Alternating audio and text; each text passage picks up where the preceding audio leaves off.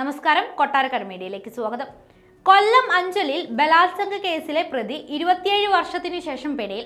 വർക്കല ശ്രീനിവാസപുരം സ്വദേശി സജീവാണ് അറസ്റ്റിലായത്. 1997 ജൂലൈയിലായിരുന്നു കേസിനെ ആസ്പദമായ സംഭവം നടന്നത്. കുളത്തുപുഴയിൽ ക്ഷേത്ര ദർശനം കഴിഞ്ഞ് സ്വകാര്യ ബസ്സിൽ വീട്ടിലേക്ക് മടങ്ങിയ യുവതിയെ തട്ടിക്കൊണ്ടുപോയി കൂട്ടബലാത്സംഗം ചെയ്തതാണ് കേസ്. 26-കാരിയും വിവാഹിതയുമായ യുവതിയെ തട്ടിക്കൊണ്ടുപോയി ആളൊഴിഞ്ഞ സ്ഥലത്ത് എത്തിച്ച് പ്രതിയും സുഹൃത്തുക്കളും ദിവസങ്ങളോളം പീഡിപ്പിക്കുകയായിരുന്നു. കേസിൽ ബസ്സുടമയുടെ മകനടക്കം 10 പേർ പ്രതികളാണ്. യുവതിയുടെ പരാതിയിൽ കേസെടുത്ത പോലീസ് പിന്നീട് സജീവിനെ അറസ്റ്റ് ചെയ്തു. റിമാൻഡിൽ കഴിയവേ ജാമ്യമെടുത്തു മുങ്ങിയ സജീവ് പിന്നീട് വിദേശത്തേക്ക് കടക്കുകയായിരുന്നു. പിന്നീട് പ്രതി വർക്കലയിൽ നിന്ന് താമസം മാറുകയുണ്ടായി. 2003-ൽ കോടതി സജീവിനെ പിടികിട്ടാപ്പുള്ളിയായി പ്രഖ്യാപിച്ചിരുന്നു.